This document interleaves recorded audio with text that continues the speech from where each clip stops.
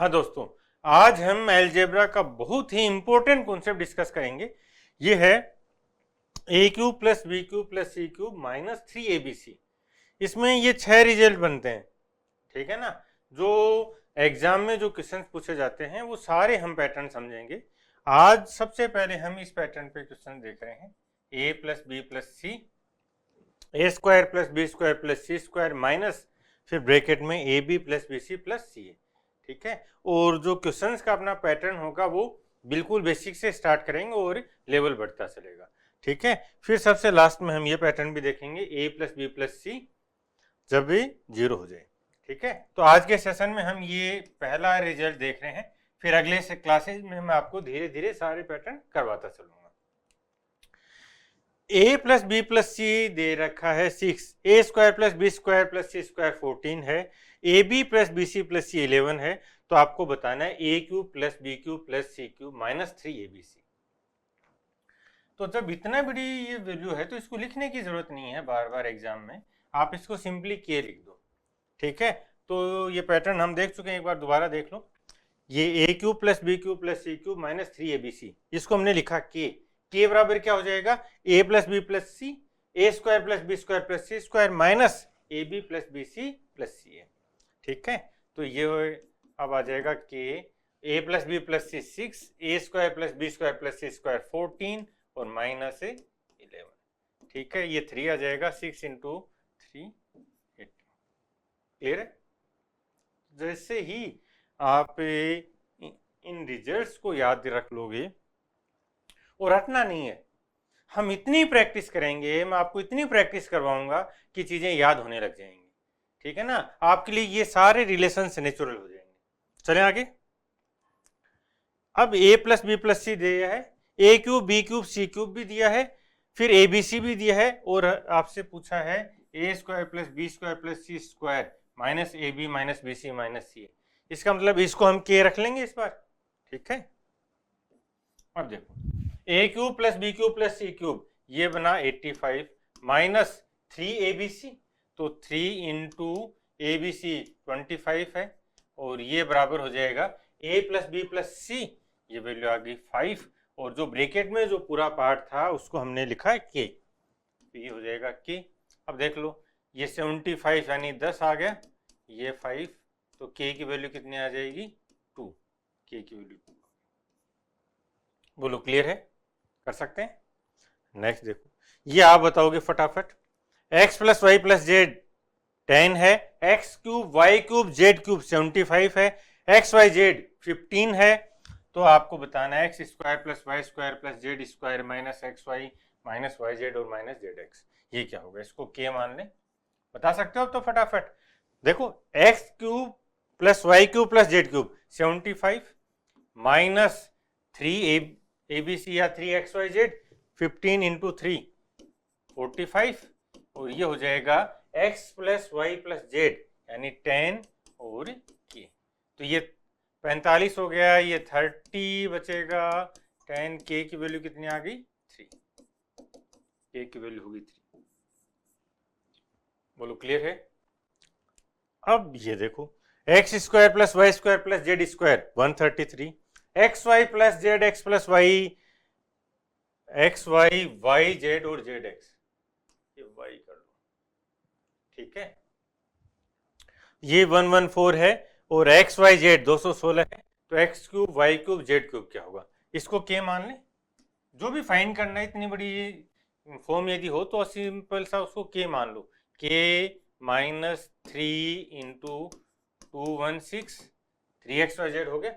फिर x plus y plus z ये भी हमें चाहिएगा, x plus y plus z ये वैल्यू हमें चाहिए, और फिर ब्रैकेट में जो है x square plus y square plus z square 133 minus x y y z और जेड एक्स 114। इसको सिंप्लीफाई करना है, लेकिन अब हमारे पास यहाँ पे x plus y plus z नहीं है, ठीक है।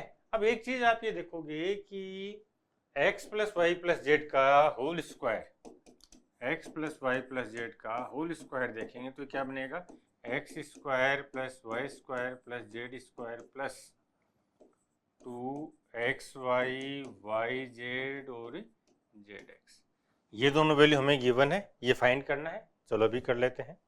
तो ये हो जाएगा 133 प्लस 2 इंटू 114, यानी 133 प्लस 228, इनको ऐड कर दो, 8 और 3 11 का 1, ठीक है, एक कैरी आ जाएगा, वो इसमें जोड़ दिया, 3 और 3 6 और 2 और 1 3, 361।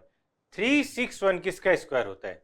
x plus y plus z का स्क्वायर है, तो ये 19 का स्क्वायर होता है, ठीक है ना। इसका मतलब x plus y plus z की वैल्यू आ गई 19, ठीक है। तो ये वैल्यू यहाँ पे पुट कर देंगे 19, तो k बराबर आ जाएगा 19, और इन दोनों का डिफरेंस देखो, 133 माइनस 114, 19 गुणा 6 114 और 19 गुणा 7 133, यानी डिफरेंस 19 का है, ठीक है। तो 19 का स्क्वायर 361, ये धराएगा प्लस हो जाएगा, प्लस 3 गुणा 2 6 और 16 गुणा 3 48 48, इन दोनों को ऐड कर देंगे तो k की वैल्यू हो जाएगी 8 और 1 9, 6 और 4 ये 100 हो जाएगा ना, 36 और 64 1009।